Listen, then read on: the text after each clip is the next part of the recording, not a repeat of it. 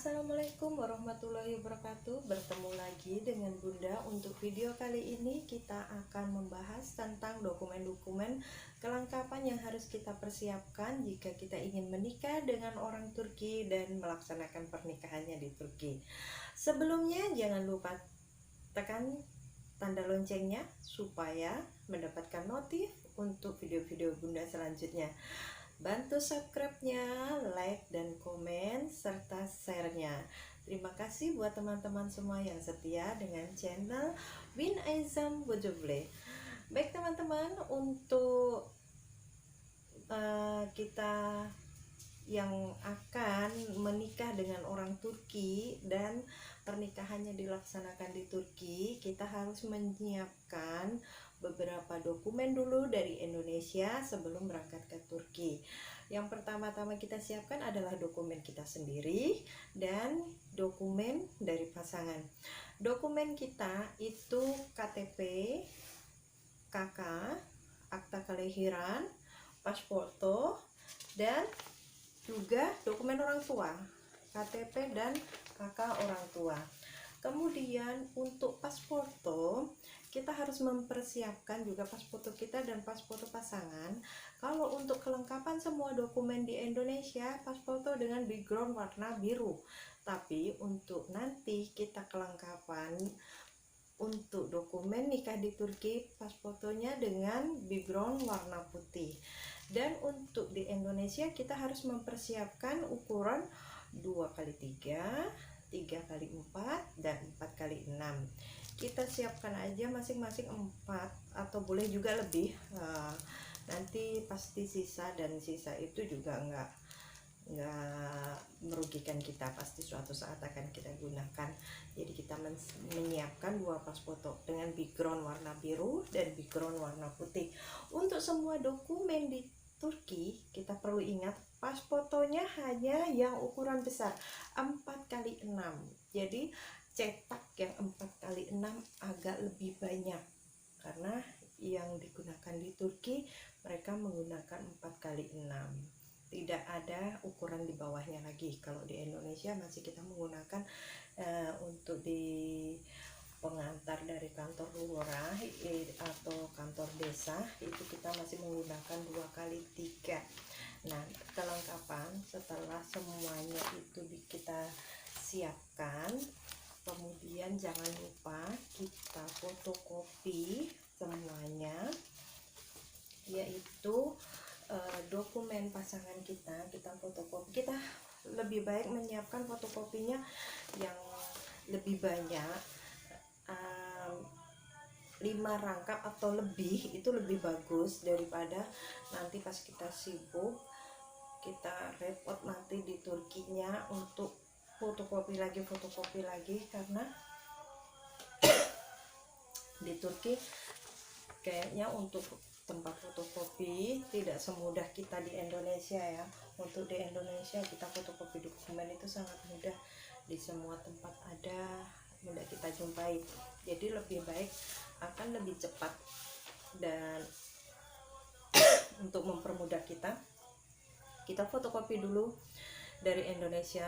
Semua dokumen kita itu lengkap, dan semua dokumen itu nanti kita bawa ke Turki, fotokopi beserta aslinya. Kita juga harus mempersiapkan aslinya, jangan lupa.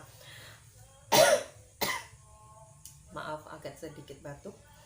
Untuk aslinya kita juga harus menyiapkan akte kelahiran dan ijazah, jangan lupa dibawa. Ijazah terakhir itu juga harus dibawa, nanti itu juga ditanyakan di kantor KBRI atau Konjen. Jadi buat teman-teman yang calonnya di Turki, itu domisili calon misalnya di kota Ankara atau lain di kota di luar Istanbul, itu semua pengurusan dokumen itu ke KBRI Ankara. Tapi bagi calon yang berdomisili di Istanbul, semua kelengkapan dokumen pengurusannya di KJRI, di Konjen Istanbul. Jadi berbeda ya, tergantung domisili calon kita. Kalau calonnya domisili di luar Istanbul, pengurusannya ke KBRI. Tapi kalau calon kita berdomisili di Istanbul, pengurusannya ke Konjen KJRI Istanbul. Kemudian semua dokumen-dokumen tadi yang dari calon, kimlik itu semacam KTP Turki, itu sebutannya kimlik. Kemudian paspor, dan kalau dia sudah pernah menikah dan bercerai adalah surat cerai. Kemudian seperti tadi semacam KK atau domisili Turki. Ini ada semacam KK atau domisili Turki. Ini semua kita cetak, kita fotokopi.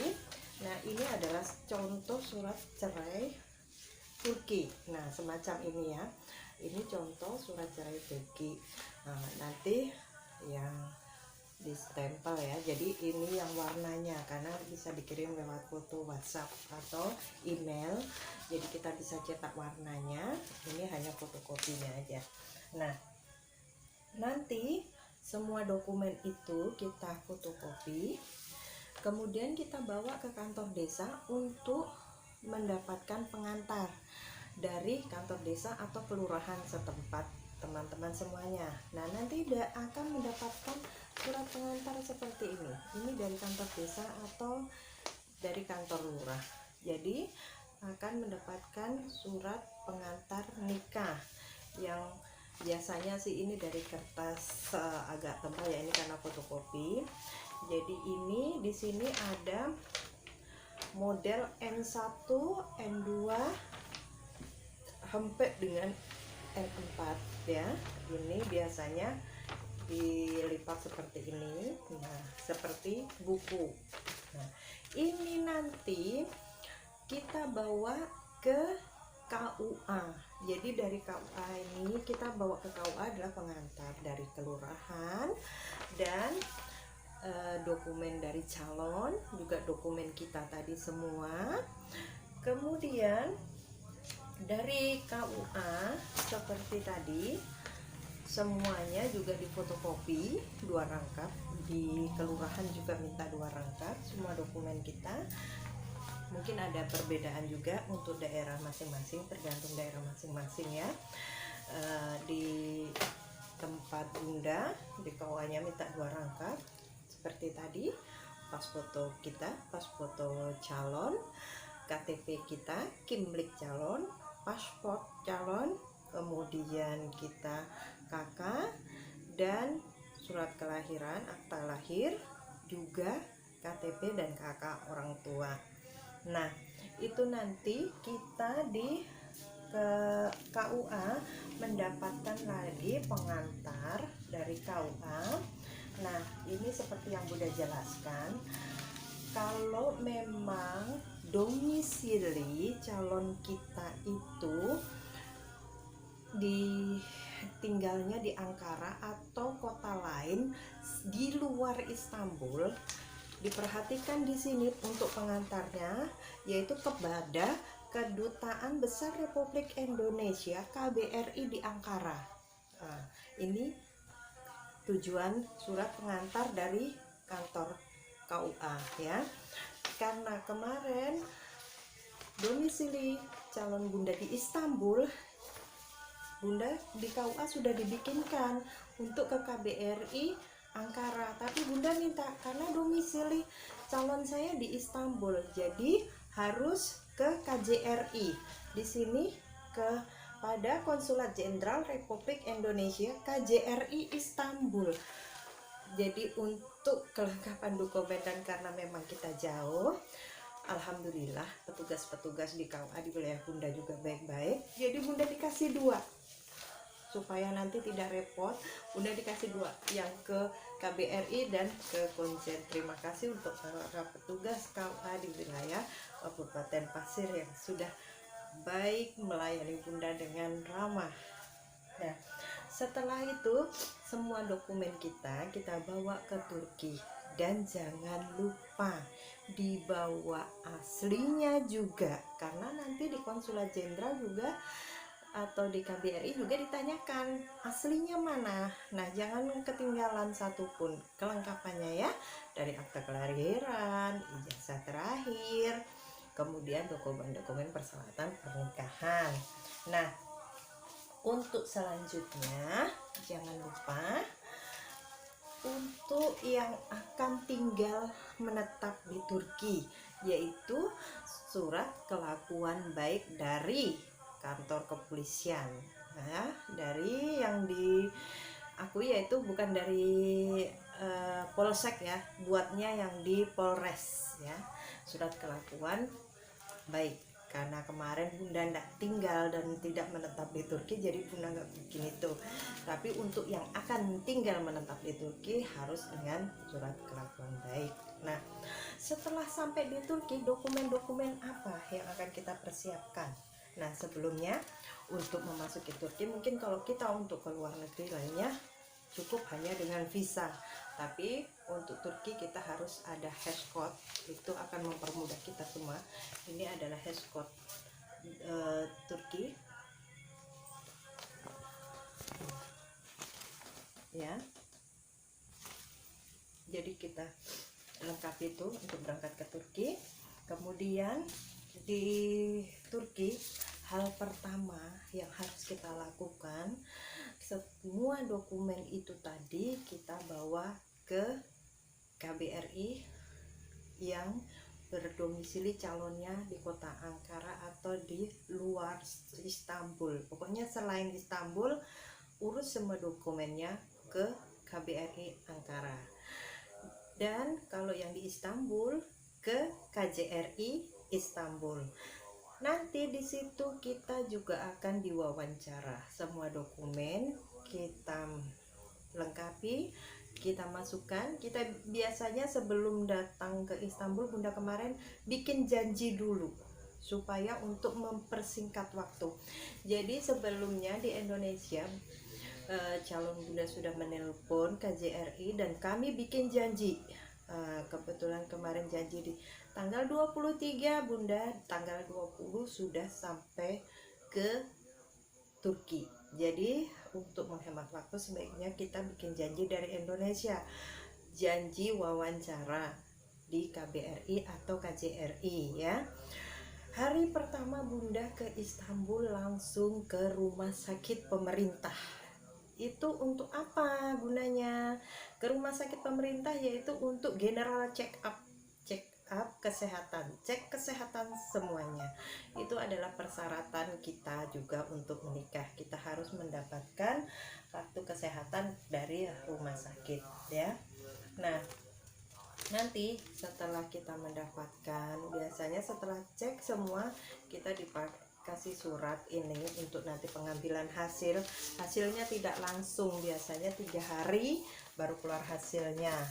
Jadi untuk mendapatkan itu kita general check up, dan setelah general check up kita lakukan, kita akan ke KBRI atau ke KJRI dalam pengurusan dokumen. Nah, setelah semuanya selesai, kita diwawancara, dokumen semuanya lengkap, kita mengisi formulir, kita akan diwawancara. Pertanyaannya itu sangat detail, jadi biasanya wawancara itu kita terpisah ya, pertanyaan untuk kita dan pertanyaan untuk calon. Jadi seberapa jauh kita saling mengenal dan seberapa yakinnya kita dengan pasangan kita. Pertanyaannya bervariasi ya, tergantung petugasnya masing-masing yang menanganinya. Nah, setelah dari KBRI atau KJRI, kita mendapatkan surat pengantar yang berbahasa Turki untuk dibawa ke kantor nikah, ke kantor pernikahan. Setelah lengkap semuanya dari KBRI dan KJRI, kita masih harus menerjemahkan dokumen kita. Kita menerjemahkan ke penerjemah yang diakui oleh pemerintah dan disahkan di notaris. Setelah semuanya lengkap, dokumen yang disahkan ke notaris juga penerjemah tadi, kemudian kita membawa semua kelengkapan kita ke kantor pernikahan. Dari kantor pernikahan itu, sebelum kita diberikan untuk jadwal kita, kita juga harus melengkapi lagi dokumen dari kantor pernikahan itu dibawa ke kantor gubernur. Kalau kemarin Bunda di Istanbul, ini dibawa ke kantor gubernur. Dokumen kita itu juga untuk ditandatangani dan stempel disahkan di kantor gubernur. Nah, setelah itu kita mendapatkan satu lembar dokumen dari kantor gubernur, kita bawa lagi ke kantor pernikahan, dan setelah itu kita mendapatkan jadwal pernikahan kita pada hari apa dan tanggal berapa. Setelah semuanya selesai, kita waktu nikah akan mendapatkan langsung buku nikah Turki.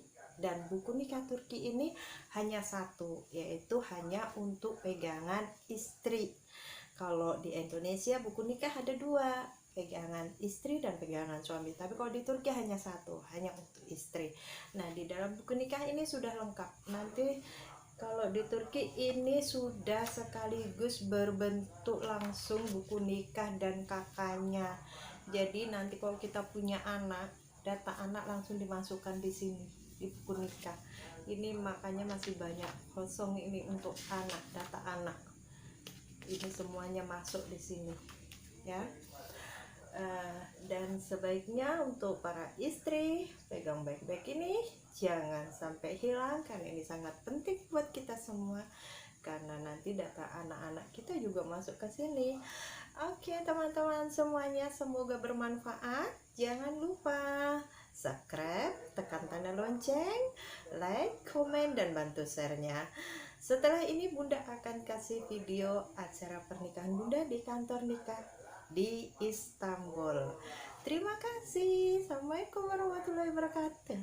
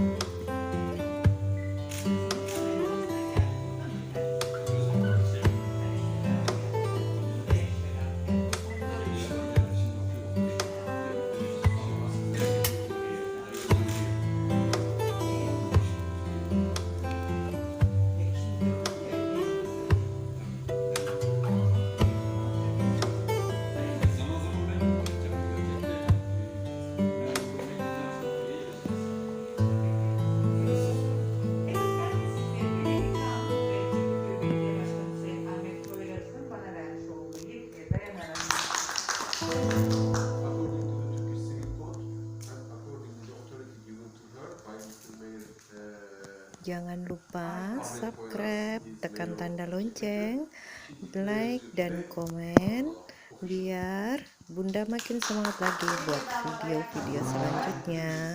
Terima kasih teman-teman semua yang sudah subscribe dan menonton video-video Bunda sampai selesai. Semoga bermanfaat untuk kita semua. Terima kasih. Assalamualaikum warahmatullahi wabarakatuh. Dadah.